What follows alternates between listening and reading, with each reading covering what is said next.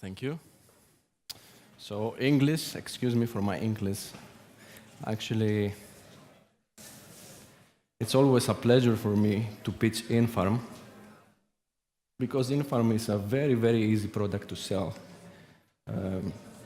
You don't need presentation skills, you don't need to lie, you don't need to exaggerate. You just need to tell the truth. And the truth is that, yes, we are the new farmers, and yes, the city is our farm. And yes, we want to disrupt the food supply chain. And we want to disrupt it because we do not want our food to depend on the weather conditions of the countries that we import it from. Because this one leads to instability in the cost of the produce. Also, the production of food in different countries and the later transportation of the food to Berlin, for instance, is producing a lot of waste. 30 to 50% of food is becoming a waste during this process. At the same time,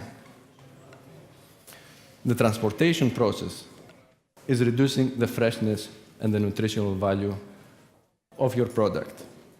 So, what do we do? What is our philosophy over there? We are growing locally, in every neighborhood, in every supermarket. In this way, we take out this factor of the transportation, and by doing that, we reduce the carbon footprint because of the food miles and the impacts it has on the environment. By doing so, we do not depend on weather conditions. That's why our prices are always fixed, are always constant. And by doing so, we provide fresh product, a living plant, which is healthier at the same time. Even when we go and we colonize a city, let's take Berlin as an example. We, again, do not create one centralized production, but we are creating a city network. We're sending farms everywhere in the city, in every neighborhood, so you can have produce very, very close to your house. Right now, we have more than 30 locations in Berlin with multiple farms per location. And not only that, by doing so, we introduce varieties that were previously impossible to either import because it was difficult or it was very expensive. So we are cultivating all those varieties. We are introducing new varieties or old varieties into the market. We are placing farms inside supermarkets, and there is a reason why we're doing this. We want the customer to see this process, the whole production of the plant. We want all this process to be transparent because we don't have anything to hide over there. We really want our customer to have this experience. Not only in supermarkets, but we are placing farms inside big distribution centers. So in case there is a demand for a bigger production, for a more massive production, we are building those islands inside distribution centers so we can produce much more quantity. Now, if we have a customer, let's say a very small supermarket, that doesn't have enough space to facilitate more than one of our units, again, it's not a problem because in every city we open, we have one big hub. In this hub, we are growing the plants, and then we send them to the supermarket or the customer or the restaurant that is our customer. I'm a plant scientist, and as a plant scientist, I can say that I'm the most happy plant scientist in the world. Now I will explain to you why. Of course, I have a lab, I have a physical lab, and I'm doing experiments over there. But when you are a plant scientist and you work for INFARM, sooner than later you realize that every single farming unit you have outside there in the network is a mini lab. And it's a mini lab because we are harvesting the data of every single farm. We monitor them, and we know exactly what is happening inside every single farm in the world. Our goal as plant research in INFARM is to make the farm self-optimize itself. And I will explain to you how we are doing this. So in every single farm, it doesn't have just one growing unit. It has a multi-level, 14 growing units at the same time. Above every single growing unit, we have cameras, special cameras, that they monitor the health and the growth of all the plants.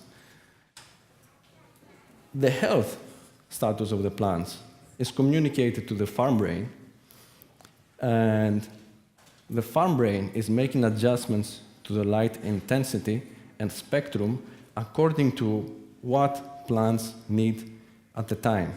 So you can see that plants have different necessities in light intensity at the beginning of their lives compared to towards the end of their lives.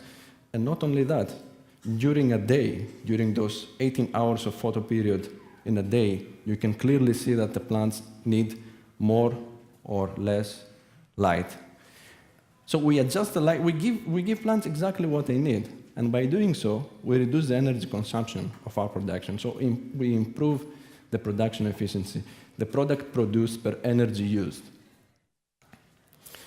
We take this one step further.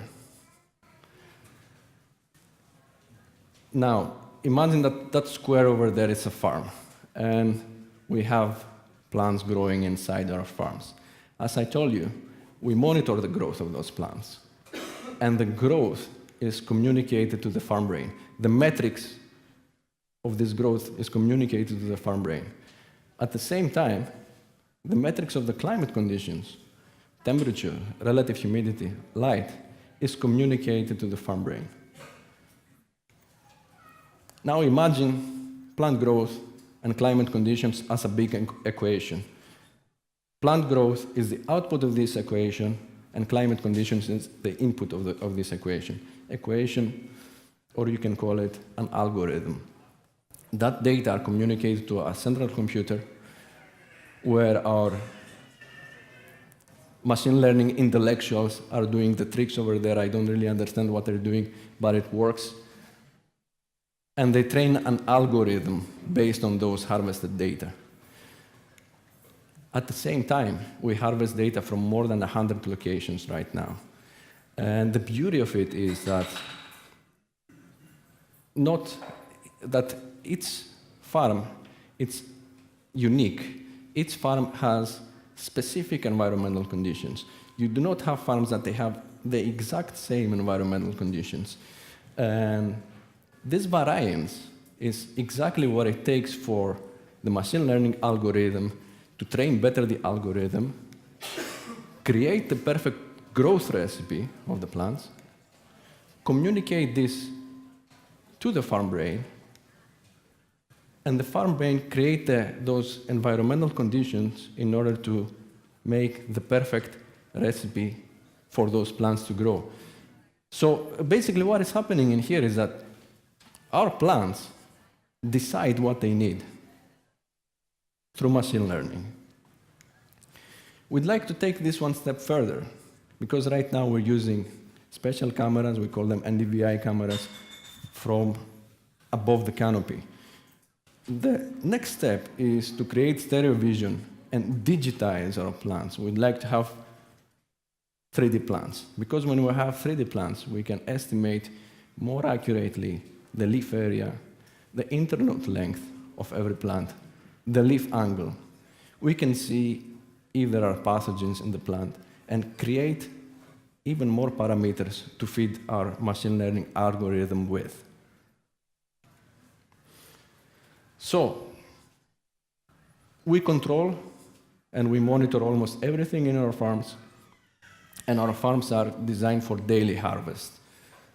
How do we do the daily harvest? I will explain to you how right now. So we don't grow plants in a linear system, in matrices, but we grow plants inside trays.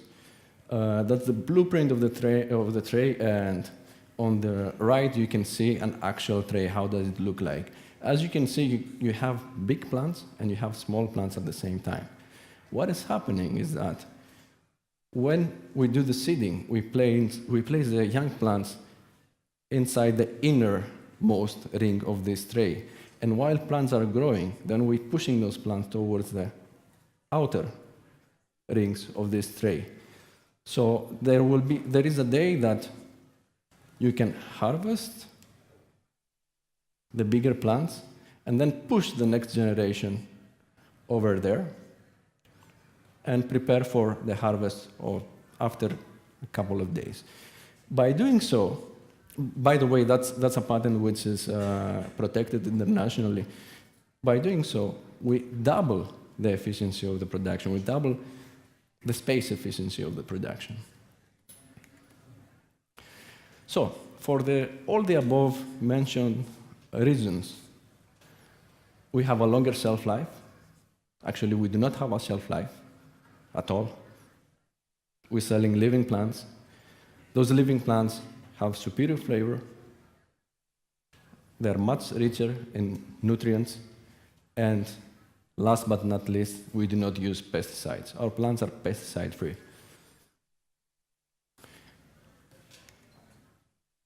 We do not sell the farms, but we rent the farms. And together with those farms, we are also renting the services. If a supermarket client has a farm like this inside their space, they literally never touch those farms.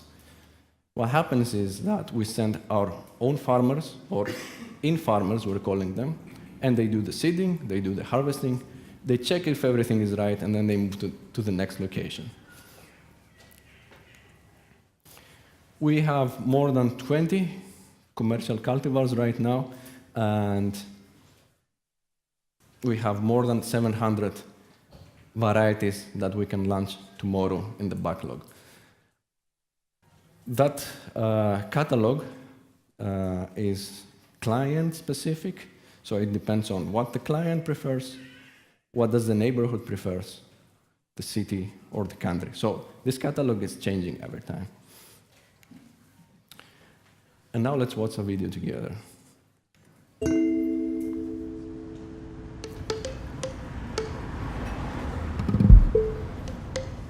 The restaurant Timrauer is based on the idea of 3 different cuisines. It's the flavor world of Thailand. It's the techniques of Cantonese cooking, so the old heritage cooking in China. And it's the purism of Japan. That means that we try to reduce the plate unless there's no more thing I can put away. Even herbs and cress and plants is nothing where we do a garnishing with. This makes it so important to us that these herbs are really intense in the way they are.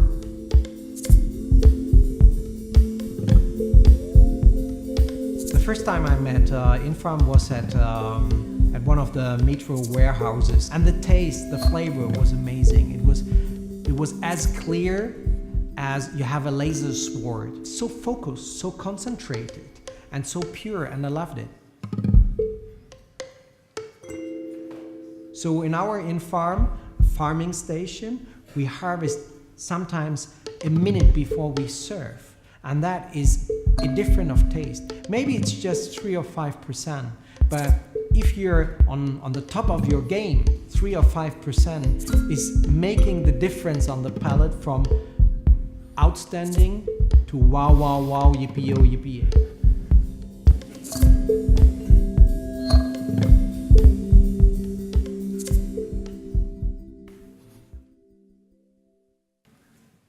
Final slide. So yes, together we bring people closer to better food, but we wouldn't do so without the vision, the hard work, and the guts of the founders, Erez Galonska, Osnat Mikaeli, Guy Galonska, and Mr. Martin Weber over there. Thank you very much.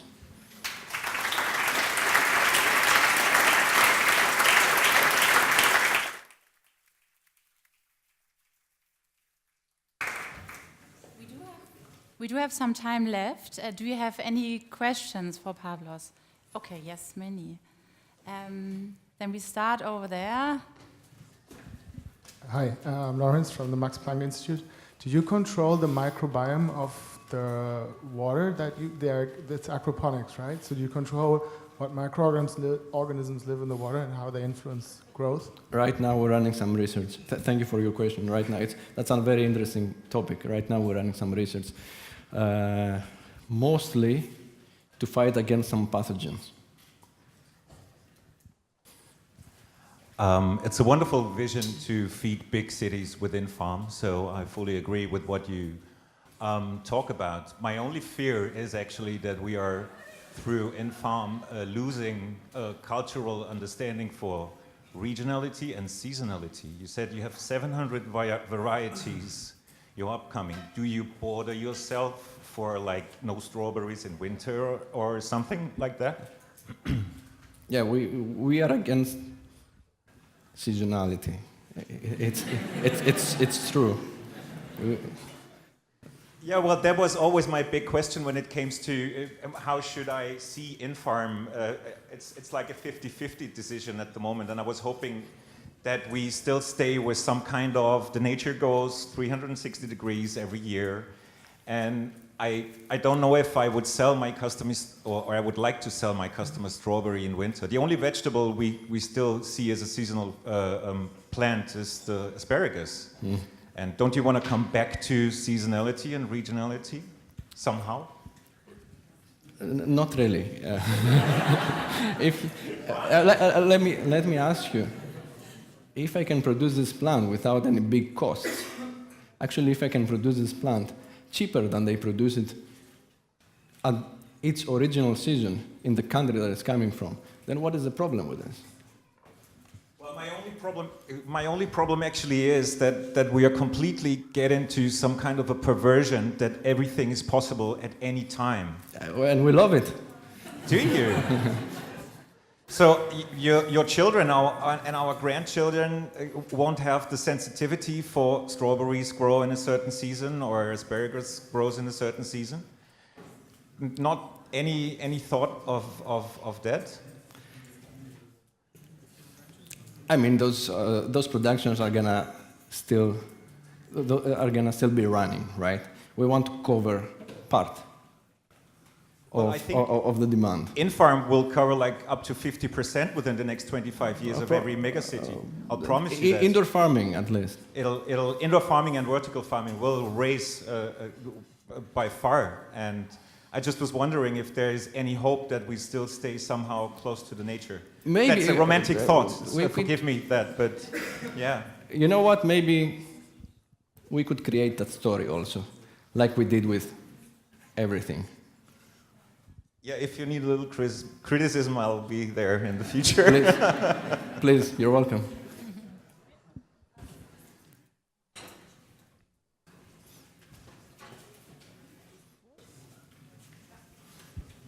Hi, I'm Rebecca.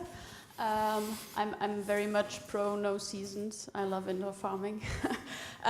So I was just wondering how you handle pathogens and not working with pesticides. So I mean, I saw you have closed off units, but you still said you actually look for pathogens, meaning you have them in the system, obviously. And I was wondering how you deal with them with no pesticides. So you just completely change everything, or yeah, how do you handle that? Hermetically sealed systems, sanitation, and beneficial insects. So we cover, let's say, we're covered against 80% of the pathogens. And of course, you have some extremities sometimes. And when you say beneficial insects, for example, you would have them also if you have a store, if you have like a farm in an Edeka, you would also have beneficial insects in there? I'm not completely sure about that. I will have to ask. Maybe we can have a talk later. Hi, I'm Nadine. Is there a difference between pure sunlight and the light that you use? No, it's still a photon. It has it's electromagnetic wave, and if you want to recreate the exact spectrum of the sun, you can do it. So when it comes to light, there is no natural and artificial light. For instance, the light of the sun is the byproduct of the nuclear fusion of 2 hydrogen bonds into a helium bond. How natural is this one? We do it through semiconductance.